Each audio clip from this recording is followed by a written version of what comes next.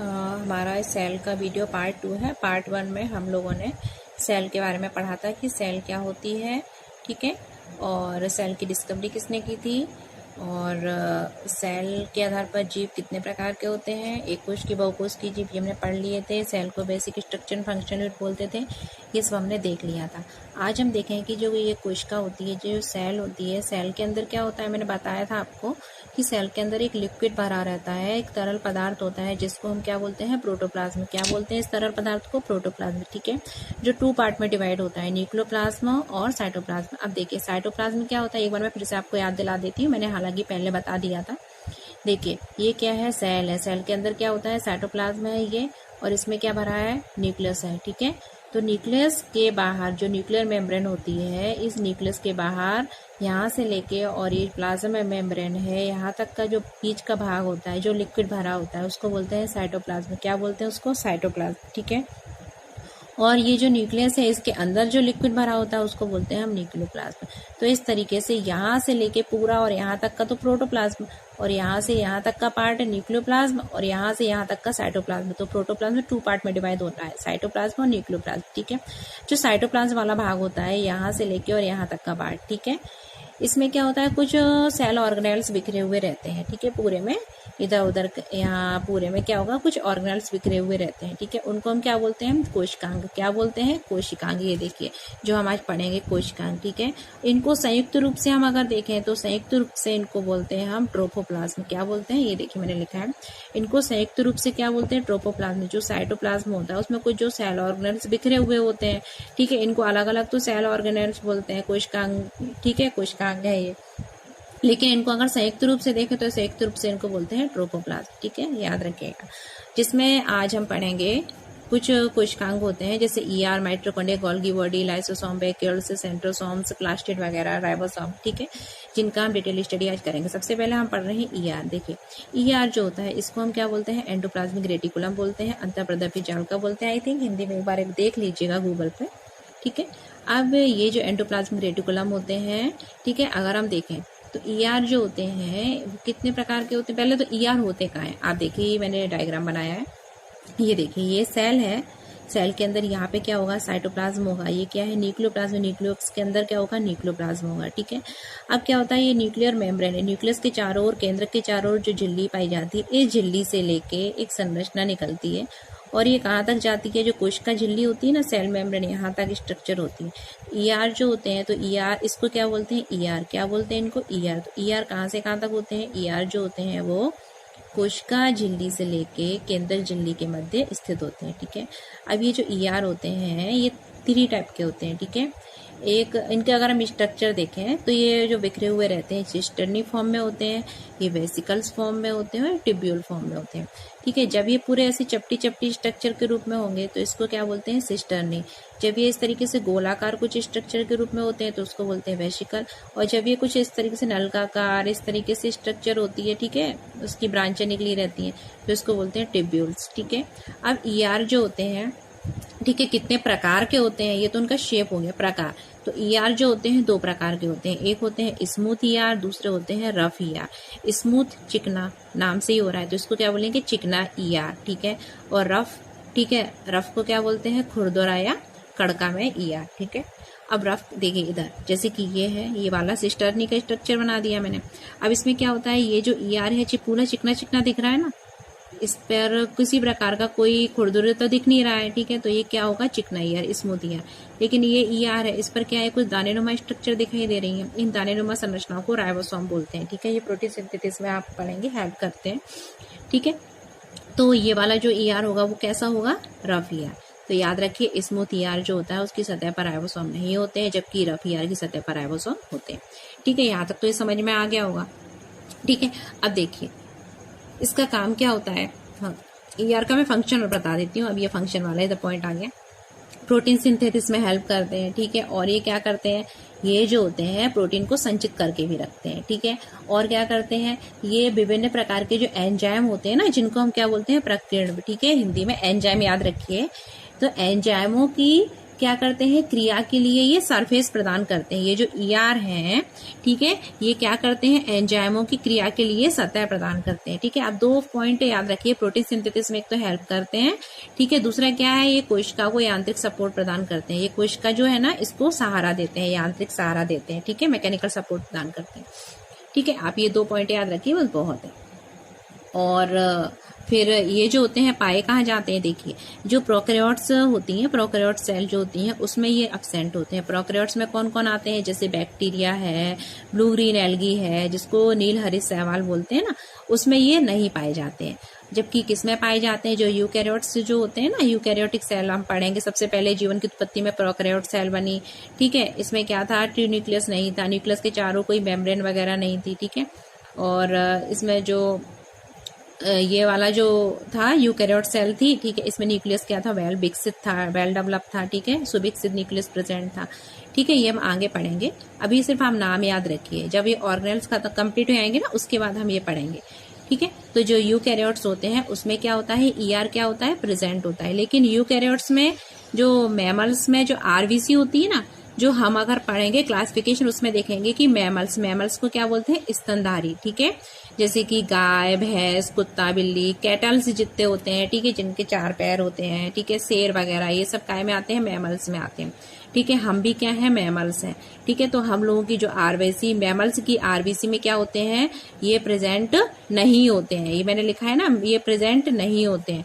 बाकी सारे यूकैरियोट्स में क्या होंगे, ये प्रेजेंट होंगे। सिर्फ जो मैमल्स की RBC होंगी उसमें ये प्रेजेंट नहीं होते। ठीक है, मैमल की तो यूकैरियोट्स में ही आएगा ना, तो इसलिए मैंने बताया यूकैरियोट्स में, ऑल यूकैरियोट्स में ER प्रेजेंट होते हैं, बट किसको छोड़ के, मैमल्स की RBC को छोड़ के, और बीजीय बैक्टीरिया में भी नहीं होते हैं। ठीक है, तो यहाँ तक ये ER आपको समझ में आ गया होगा, इसके सारे पॉइंट हो गए हैं।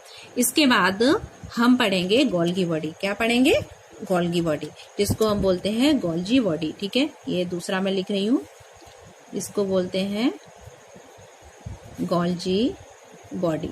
ठीक है, ये देखिए मैंने यहाँ लिखा था, कहाँ गया, गोल्जी बॉडी। ठीक है, माइटोकॉन्ड्रिया पढ़ेंगे अभी, पहले गोल्जी बॉडी पढ़ लेते हैं। ठीक है, ये थोड़ा इसमें इसमें भी यही नाम आएंगे ना, इसलिए।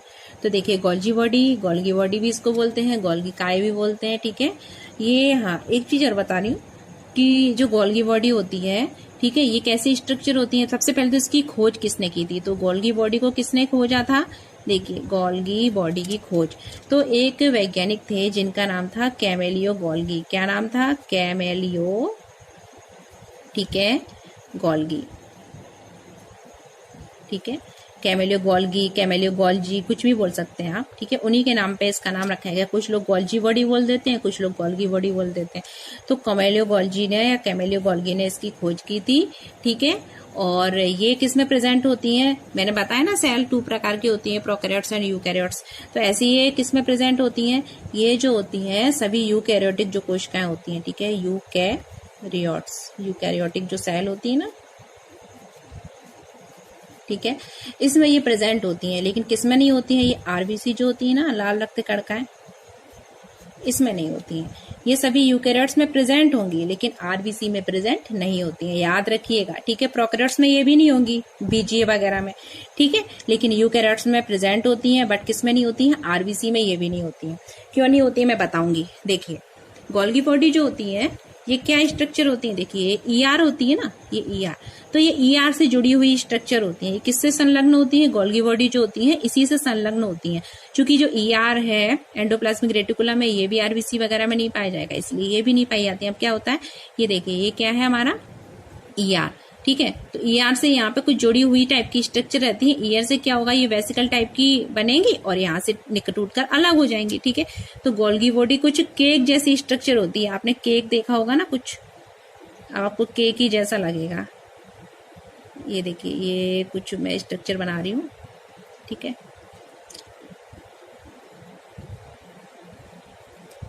ये स्ट्रक्चर है। ठीक, ये कुछ केक जैसे ही आपको दिख रहा होगा ना। ठीक है, तो ये जो स्ट्रक्चर है ये क्या कहलाता है, हमारा गोल्गी बॉडी कहलाता है।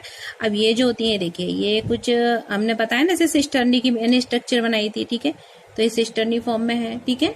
तो गोल्गी बॉडी भी कितने प्रकार की होती हैं? 3 टाइप की होती हैं, ठीक है। कितने प्रकार की होती हैं? जो गोल्गी बॉडी होती हैं वो कितने प्रकार की होती हैं? 3 प्रकार की। पहली क्या होती है? सिस्टर्नी। क्या होती हैं?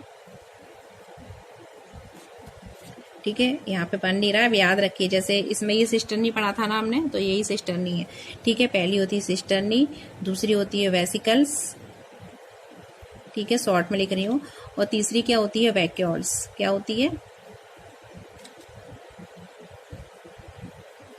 ठीक है, पहली क्या होती है? सिस्टर्नी, वेसिकल्स एंड वैक्यूल, ठीक है। तो ये गोल्गी बॉडी जो होती है सिस्टर्नी, वेसिकल्स और वैक्यूल्स 3 रूप में प्रेजेंट होती हैं। अब देखिए सिस्टर्नी क्या होती है, देखिए लंबी लंबी टाइप की स्ट्रक्चर दिख रही है ना, ये क्या कहलाती है? सिस्टर्नी। क्या कहलाती है? सिस्टर्नी, ठीक है।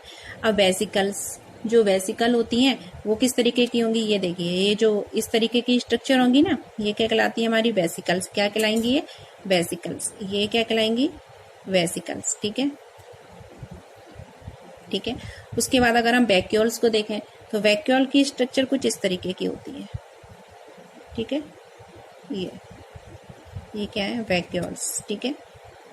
तो आप याद रखिए गोल्गी बॉडी जो होती है वो 3 टाइप की स्ट्रक्चर में होती है, cisternae, vesicles and tubule. Cisternae की स्ट्रक्चर इस तरीके से चपटी संरचना होती है, वेसिकल्स से गोलाकार संरचना होती है, और वैक्यूल्स तो ये है ही, ठीक है।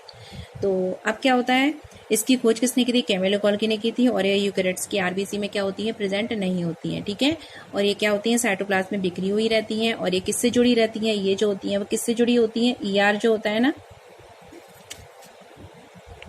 ये जो होती हैं वो ईआर से जुड़ी होती हैं। गोल्गी बॉडी किससे जुड़ी होती हैं? ईआर से जुड़ी हुई स्ट्रक्चर होती है, ठीक है। और इसको हम क्या बोलते हैं? इसको हम सेल का यातायात प्रबंधक भी बोलते हैं। ये देखिए ये ईआर है, इससे जुड़ी हुई यहाँ पे स्ट्रक्चर प्रेजेंट होंगी, इस साइड, ठीक है। जो गोल्गी बॉडी होता है इसको हम सेल का क्या बोलते हैं? इसको हम सेल का क्या बोलते हैं? यातायात प्रबंधक बोलते हैं। क्या बोलते हैं इसको हम? सेल का यातायात प्रबंधक बोलते हैं। क्या बोलते हैं इसको? सेल का यातायात प्रबंधक भी बोलते हैं, ठीक है, याद रखना। अब क्या होता है, गोल्गी बॉडी जो होती है उससे एक स्ट्रक्चर बनती है जिसको हम बोलते हैं लाइसोसोम। क्या बोलते हैं उसको हम? लाइसोसोम, ठीक है। लाइसोसोम जो होते हैं इनको क्या बोलते हैं? सुसाइटल बॉडी ऑफ द बॉडी बोलते हैं, ठीक है। सुसाइटल बैग ऑफ द बॉडी बोलते हैं, मतलब कोशिका के आत्मघाती थैले को बुलाते हैं। ये क्या कहलाते हैं? पेपर में आता है, कोशिका के आत्मघाती जो थैले होते हैं वो क्या कहलाते हैं? लाइसोसोम कहलाते हैं, ठीक है। अभी मैं बताऊंगी कि ये लाइसोसोम का क्या काम होता है, ठीक है। बस आप अभी याद रखिए कि इनको क्या बोलते हैं? कोशिका के आत्मघाती थैले बोलते हैं, लाइसोसोम को, ठीक है। अब जो गोल्गी बॉडी होती है इसका फंक्शन क्या होता है? इंपॉर्टेंट फंक्शन है, याद रखिए। जो एक्रोसोम, अभी हम पढ़ेंगे एक्रोसोम, अभी आप नाम याद रखिए, ठीक है, क्योंकि अभी शुरू में इतना डिटेल में नहीं पढ़ना है। एक्रोसोम, ठीक है। अभी हम जब पढ़ेंगे कि जो स्पर्म वगैरह होता है, ठीक है, रिप्रोडक्टिव सिस्टम पढ़ेंगे ना, तो जो स्पर्म होता है, ठीक है, तो स्पर्म का जो एक पार्ट होता है एक्रोसोम, ठीक है, तो ये किसका निर्माण करता है? गोल्गी बॉडी के ही थ्रू होता है। एक्रोसोम का क्या होता है? निर्माण, ठीक है। एक्रोसोम का जो निर्माण होता है, ठीक है, वो किसके थ्रू होता है? गोल्गी बॉडी के थ्रू। किसका निर्माण होता है? एक्रोसोम का निर्माण होता है, ठीक है। और जब क्या होता है कि सेल डिवाइड होती है, ठीक है, तो सेल डिवाइड होती है, सेल है ये डिवाइड हो रही है 2 पार्ट में, तो क्या होता है यहाँ पर जो सेल प्लेट फॉर्मेशन होता है ना, ये सेल, ठीक है, डिवाइड होती है, ठीक है। तो जो सेल प्लेट बनती है 2 पार्ट में सेल डिवाइड हो जाती है, तो सेल प्लेट फॉर्मेशन जो होता है सेल डिवीजन के समय, तो वो भी किसके थ्रू होता है? गोल्गी बॉडी के द्वारा ही होता है, ठीक है। तो ये सब काम है आपको याद रखने हैं। लाइसोसोम जो होता है जिसको हम क्या बोलते हैं, ये एक और मैंने इधर लिखा था, देखिए लाइसोसोम सेल ऑर्गेनेल्स में ही आता है, ठीक है। तो लाइसोसोम भी पढ़ ही लेते हैं, ठीक है। तो लाइसोसोम थर्ड हमारा हो गया, लाइसोसोम पहला क्या हो गया? ER, second Golgi body and तीसरा लाइसोसोम। लाइसोसोम को क्या बोलते हैं? सुसाइडल वेसिकल बोलते हैं, आत्मघाती थैले बोलते हैं, ठीक है।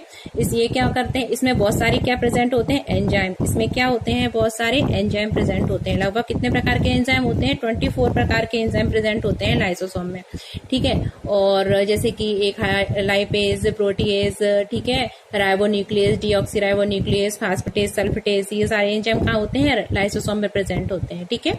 और ये कैसे होते हैं? लाइसोसोम सिंगल मेम्ब्रेन होते हैं। लाइसोसोम का 1 मिनट में आपको स्ट्रक्चर दिखा रही हूँ। ये देखिए, ये क्या है? लाइसोसोम है, ठीक है। और लाइसोसोम का इसमें क्या, विभिन्न प्रकार के लाइसोसोम की उत्पत्ति और पूरा विकास दिखाया गया है कि लाइसोसोम जो होते हैं ये सेल है पूरी एक, ठीक है, कोई सेल है, सेल के अंदर माइटोकॉन्ड्रिया वगैरह सब कुछ होंगे, ठीक है। अब ये लाइसोसोम का दिखाया गया है कि क्या होता है कि लाइसोसोम जो होते हैं, कोई भी जब बाहरी पदार्थ आता है तो इसका क्या करते हैं, उसको, ठीक है, भक्षण कर लेते हैं और फिर क्या करते हैं, फैगोसाइटोसिस विधि द्वारा, ठीक है, उसको क्या करते हैं, कोशिका से बाहर निकाल देते हैं, ठीक है। तो ये लाइसोसोम का फंक्शन हो गया। लाइसोसोम जो होते हैं इनको हम क्या बोलते हैं, आत्मघाती थैले बोलते हैं, आप याद रखिएगा, ठीक है। सुसाइडल बैग बोलते हैं, आता है। लेकिन एक चीज और याद रखिए, जो ह्यूमन की आरबीसी होती है, ठीक है, मनुष्य की जो आरबीसी होती है लाल रक्त, ठीक है, तो ये जो लाइसोसोम होते हैं अगर इनमें एंजाइम प्रेजेंट होंगे, ठीक है, तो और अगर हम देखें कि ये लाइसोसोम किस में नहीं पाए जाते हैं, तो ये लाइसोसोम जो होते हैं ह्यूमन की आरबीसी किस में नहीं होते हैं, ह्यूमन की जो आरबीसी होती है उसमें नहीं पाए जाते हैं, क्योंकि देखिए सब एक दूसरे से रिलेटेड ही है ना स्ट्रक्चर। जैसे कि ईआर से रिलेटेड क्या हो गया, ये कहाँ गया, ईआर से रिलेटेड होगी गोल्गी बॉडी, ठीक है, तो ईआर भी आरबीसी में नहीं पाए जाते हैं, ठीक है, तो गोल्गी बॉडी भी आरबीसी में नहीं होंगी। गोल्गी बॉडी से रिलेटेड स्ट्रक्चर क्या होगी, लाइसोसोम, तो ये भी आरबीसी में नहीं पाए जाते, ठीक है। तो ये तीनों एक दूसरे से कुछ मिलते जुलते से आपको लगेंगे पढ़ने में, इसलिए मैंने आपको इकट्ठे बता दिए। अगले वीडियो में हम आगे के जो सेल ऑर्गेनेल्स है वो पढ़ेंगे। पढ़ने के लिए, देखने के लिए धन्यवाद, और लाइक शेयर सब्सक्राइब करते रहिए।